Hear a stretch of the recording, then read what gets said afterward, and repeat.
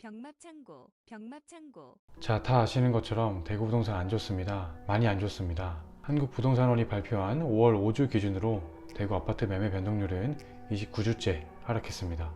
범호동에 있는 국평 실거래가 6억대가 찍힌 급매 거래도 나왔습니다. 자, 언제까지 떨어질까요? 얼마까지 떨어질까요? 그건 저도 모르고 아마 신도 모를 겁니다. 그렇다고 넋놓고 기다려야 할까요? 벼락 거지가 다시 한번 되고 싶으시다면 그러셔도 됩니다.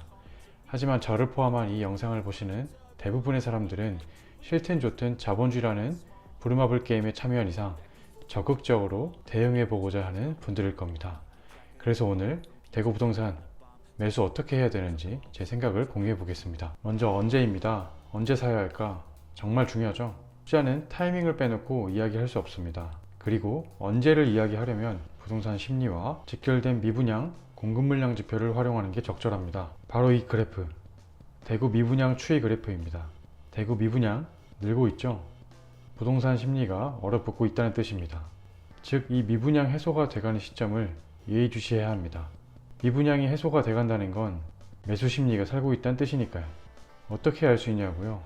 과거를 보면 그랬습니다.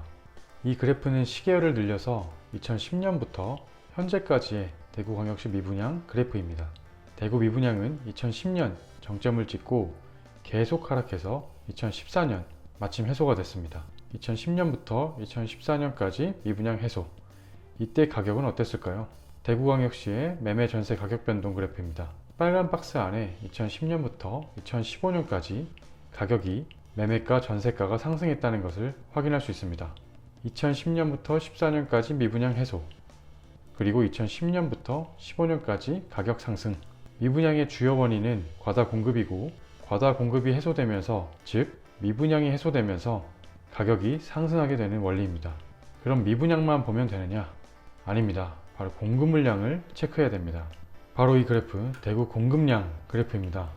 2020년부터 24년까지 적정 수요량을 훨씬 넘어서고 있습니다. 특히 2023년, 내년에는 적정 수요량의 2배가 넘습니다. 하지만 2025년, 26년 공급량이 확 줄어들죠. 이건 건설사 입장에서 생각해보면 답이 나옵니다. 건설사는 물건을 파는 상인입니다. 수익을 쫓는 민간 기업입니다. 즉, 물건이 제값을 받을 수 있고 잘 팔릴 때 많이 파는 겁니다. 분양이 잘 될 때 계속 공급하고 미분양 날 때는 장사를 안 합니다. 내가 건설사라도 그렇게 하겠죠.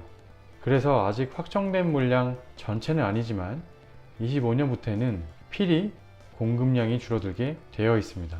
정리해보면 2025년부터는 과잉 공급, 미분양이 해소될 가능성이 높아 보입니다. 하지만 25년 이후 물량이 확정된 건 아니니까 지속적으로 모니터링을 해야 합니다. 어떤 분들은 이런 의혹이 있으실 겁니다. 미분양 그리고 공급 물량 저거 몇 개만 보고 타이밍을 재는 게 맞는 거냐고요? 물론 부동산은 인문학이자 복잡기라 생각을 합니다. 그래서 다양한 변수가 있을 수 있습니다. 또 다양한 변수를 통해서 예측 불가능한 부분도 있습니다. 하지만 제가 드리고 싶은 말씀은 우리 모두 바쁩니다. 최소한 이거는 보고 투자하자는 이야기입니다. 저거 이외에도 볼 수 있는 데이터와 능력, 시간이 있으신 분들은 모든 변수를 확인하고 하시는 게 제일 좋습니다. 제 경험상 대부분의 경우는 미분양 하나도 확인을 안 하고 투자하거나 실거주로 부동산을 매수합니다. 자, 정리해보면 언제 살지는 미분양 해소 시점 그리고 공급 물량을 모니터링하면 됩니다. 자, 다음으로 무엇을 입니다. 언제 살지는 알겠는데 그럼 무엇을 사야 할까? 자, 이것도 고민인데 분양권도 있고 재개발, 재건축도 있을 겁니다. 자, 구축도 있습니다. 상황에 따라 다르겠지만 저라면 분양권 투자할 것 같습니다. 특히 24, 25년에 분양하는 분양권을 사는 게 좋을 것 같아요. 미분양 단지 분양권을 사는 것도 좋습니다. 그 이유는 대구 공급량에 근거합니다. 2025년 물량은 확정이 아닌 걸 감안하더라도 25년부터는 공급이 적정 수요량 이하로 훅 떨어지게 됩니다. 즉, 광역시급의 도시에서 결국 공급이 끊기게 되면 과잉 공급 물량도 해소가 될 텐데 2024년부터 25년 분양권을 사두면 보통 입주 기간을 고려했을 때 27년, 28년 입주할 때는 어느 정도 공급 과잉과 미분양이 해소되고 27년, 28년 입주 전까지의 인플레이션도 반영 안 된 눌려있던 대구 부동산 가격이 키 맞추기를 할 것으로 보입니다. 자, 여기서 투자자 말고 대구에 실거주를 해야 하는 분들도 아마 계실 겁니다. 빨간 박스를 보면은 실거주는 무조건 적정 수요를 넘칠 때, 과잉 공급이 폭발할 때, 특히 23년, 24년에 들어가는 걸 추천합니다. 자, 왜 추천하냐? 이때 전세가가 흔들리기 시작할 거고, 못 버티는 물건, 전세가가 흔들리면서 급매가 튀어나올 겁니다. 투자자가 갖고 있는 물건들이 튀어나오게 될 겁니다. 물론 내가 잡은 가격이 저점은 아닐 수도 있습니다. 하지만 그건 감안해야겠죠.